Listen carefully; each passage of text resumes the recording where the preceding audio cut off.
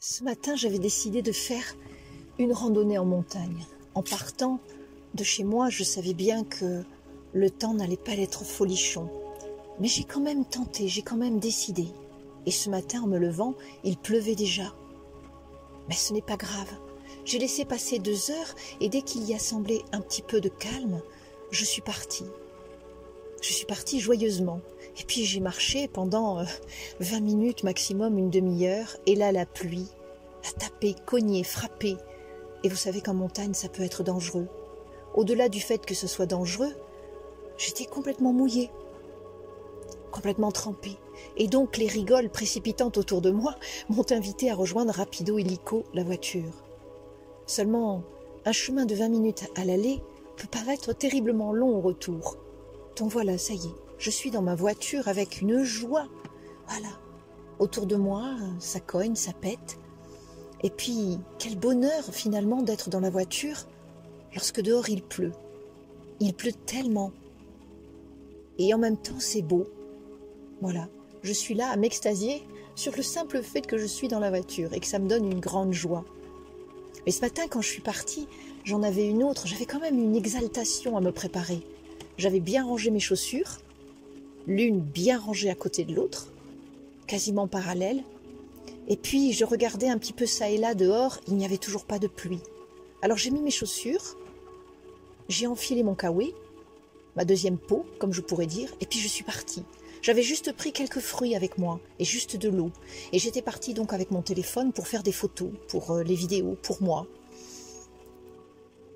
Et puis le temps en a décidé autrement. Les rigoles m'ont dit, il faut que tu partes. T'as rien à faire ici. Je dis si, j'ai quand même à faire avec moi-même. Mais je suis quand même repartie, parce que force est de constater que le temps n'était pas avec moi. Il n'était pas contre moi non plus, puisque c'est là ma décision de ne pas savoir, de ne pas me demander si le temps était contre ou pour moi. Vous savez, ces types d'expressions qu'on peut avoir.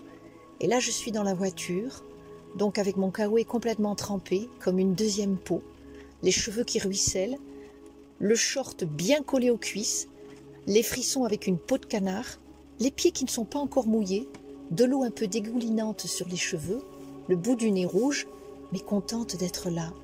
Contente d'avoir eu l'audace, petite certes, timide, un peu pudique, mais ça reste toujours une audace. Contente d'avoir pris l'audace juste d'essayer entre 2 ondées de partir.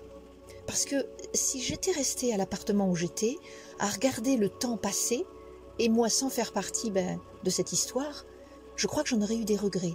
Alors j'ai préféré y aller. Même à être mouillée, c'est pas grave. J'ai remercié mon corps parce que dans certains moments, il est beaucoup plus rigide et je ne peux pas marcher. Et là, cette joie à être sous la pluie, à braver un petit peu les éléments, braver, hein, bravade, vous avez bien compris, eh bien ça m'a donné de la joie. J'ai eu de l'audace dans ma vie, beaucoup plus à d'autres moments. Peut-être du courage, je ne sais pas, ou une acceptation quand la maladie était là. Mais là, j'ai aimé cette petite audace, toute simple, parce qu'en fait, j'ai décidé qu'au moment où je vivais cette histoire avec la pluie, c'était mon histoire, c'était notre histoire, et j'imposais rien d'autre. Rien du travail de faire sur des méditations, rien du travail de penser à autre chose que d'accueillir cet instant présent. Croyez-moi, cet instant présent est très froid et très mouillé. Et en même temps, il est très enveloppant. Et là, maintenant, imaginez la joie, là, de prendre mon thé, voilà, d'ouvrir le thermo, de sentir juste l'odeur du thé chaud, très miellé, très sucré, peut-être un peu trop, c'est pas grave. Mais imaginez que lorsque vous êtes mouillé, vous avez dû déjà le ressentir, vous avez dû déjà le vivre. Mais je vous invite de nouveau à le vivre avec moi. Vous êtes mouillé, pas encore tremblotante de froid, mais à la limite, vous avez l'impression d'avoir fait un effort énorme parce que, entre guillemets, vous avez bravement accompagné ou lutté contre la pluie, mais je ne lutte contre rien. Et là, vous sentez que la seule chose qui va vous faire du bien, c'est d'écouter la pluie sur votre voiture, de la regarder et de vous dire que vous êtes en sécurité. De vous dire que vous êtes dans un habitacle ami. Et au moment où vous trouvez que votre voiture est un peu vieille, vous trouvez que c'est le plus merveilleux des abris. C'est très étonnant, hein? Lorsque devant la nature un petit peu osante et cette nature voilà, fraîche et puis trépidante de pluie, vous trouvez que tout d'un coup, les choses qui vous paraissent un peu vieux, un peu poussifs, et ben vous trouvez que finalement, ce sont de merveilleux abris et vous les remerciez. Et là, imaginez que je prends mon thé, juste que de nouveau je le ressens, cette menthe odorante, inspirante. Je commence à la boire. La première gorgée de bière, souvenez-vous, de Delerme. Et je sens même qu'elle est un peu trop chaude, qu'elle me brûle un peu la langue et l'intérieur des parois de ma bouche, mais c'est pas grave. Même ça me brûle un peu la gorge. Mais quelle chaleur! Je sens cette chaleur à l'intérieur de ma gorge, dans ma poitrine, ça me brûle un peu, ça se resserre. Et au moment où je vous dis ça, la pluie est encore plus tombante, tambourinante, comme si elle fait écho à cette espèce de tonnerre de chaleur qui me prend et qui me fait presque mal au ventre. Mais alors, par contre, je sens que cette chaleur sort par tous les pores de ma peau et ça fait presque comme de la buée, comme dehors. Vous voyez, la buée de mon thé trop chaud répond à la buée de la pluie de dehors. Et juste sentir ce ramollissement de tout mon être. Il n'y a pas de petite vapeur de fumée, mais je sens que mon corps se réchauffe, comme si finalement il pouvait un petit peu réchauffer le kawaii, ma seconde peau, tellement c'est mouillé. Vous savez, ce sont des moments comme ça, où il y a des moments où je me sens le plus vivant. Lorsque je laisse mon corps s'exprimer de froid ou s'exprimer de chaud, et puis que tout d'un coup j'arrive à trouver un abri où je me sens en sécurité.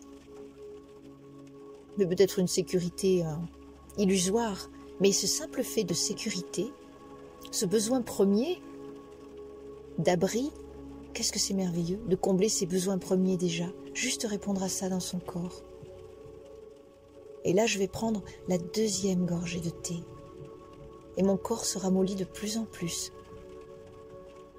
Je n'ai pas de projet spécialement. Juste là, je suis déposée dans ma voiture avec les bruits autour. J'en profite. Et vous savez quoi? Je trouve ça merveilleux. Je trouve ça merveilleux que finalement les choses ne se passent pas comme je le souhaite. Parce qu'en fait, comme j'ai aucun contrôle, j'entends le tonnerre, j'ai qu'une chose à faire, c'est m'abandonner, à être dans la non-résistance ou la résistance la moindre. Et qu'est-ce que c'est agréable! Pas de but à remplir, juste un être humain dans sa voiture, sous la pluie. Et vous savez quoi? Je la trouve grandement amicale, cette pluie. Elle m'a aidé à faire cet enregistrement que je partage avec vous, ce moment inspiré.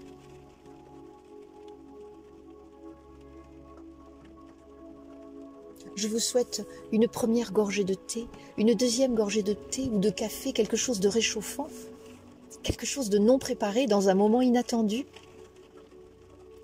Cet accueil de l'inattendu, cette fraîcheur nouvelle, là, juste d'une minute, je commence à me réchauffer. Et je remercie la pluie de m'avoir amené à cet état de bien-être. J'aurais pu lutter contre, mais à quoi bon? J'aurais quand même été mouillée. Le résultat est le même. Donc finalement, je décide de me laisser porter par cette pluie, par cette gorgée de thé, par ces frissons qui traversent mon corps, parce que je suis vivante. Et je célèbre le vivant en moi et autour de moi.